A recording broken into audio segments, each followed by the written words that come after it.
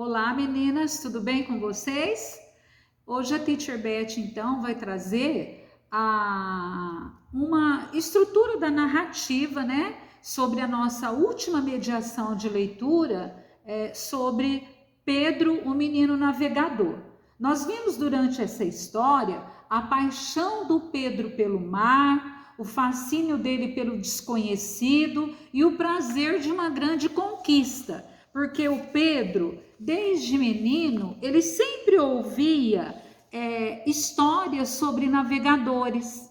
Então, nós vamos ver dentro dessa história, que foi escrita por Lúcia Fidalgo, Pedro, o menino navegador, a estrutura da narrativa. Nós vimos que é uma história bem longa, então nós vamos dar uma enxugada na história para não ficar a nossa estrutura não se estender tanto. São assim os elementos essenciais de uma história dentro dessa estrutura da narrativa.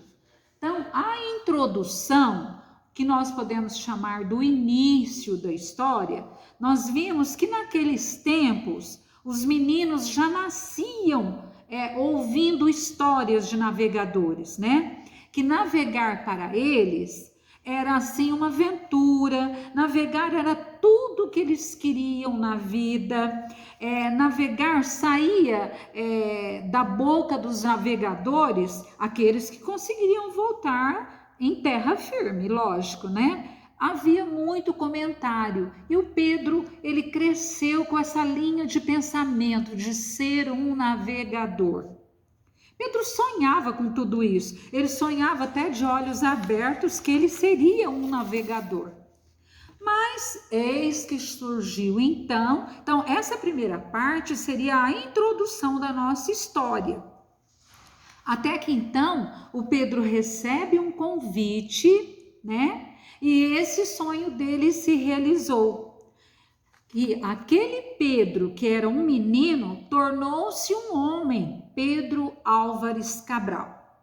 Aí então nós vamos entrar no clímax, naquela parte culminante da história, que é a viagem que o Pedro faz, né? Que ele enfrenta os mares bravos e calmos, cruzou outros mares, os navegadores conheciam os segredos do Atlântico, mas eles passavam todas as ideias para Pedro.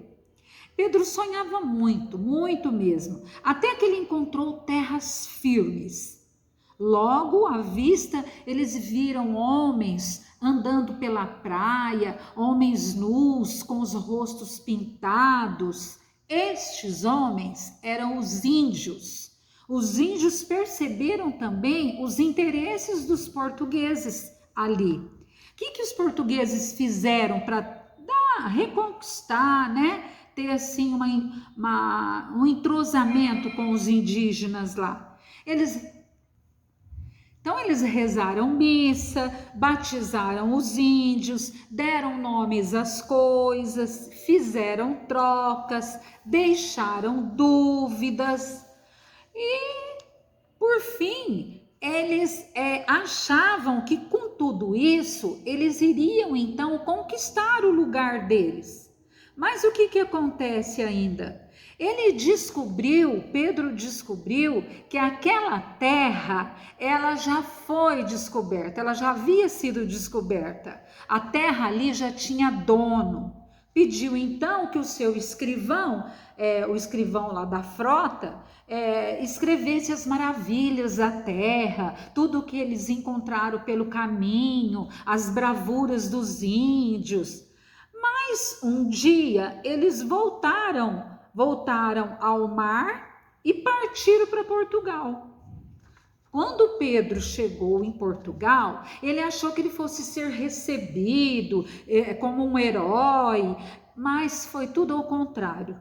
Quando Pedro chegou, o rei já sabia de toda a história, né? Ele nunca imaginou que ele poderia chegar ali e encontrar do jeito que ele encontrou, porque o que ele esperava do rei é de recebê-lo como um herói.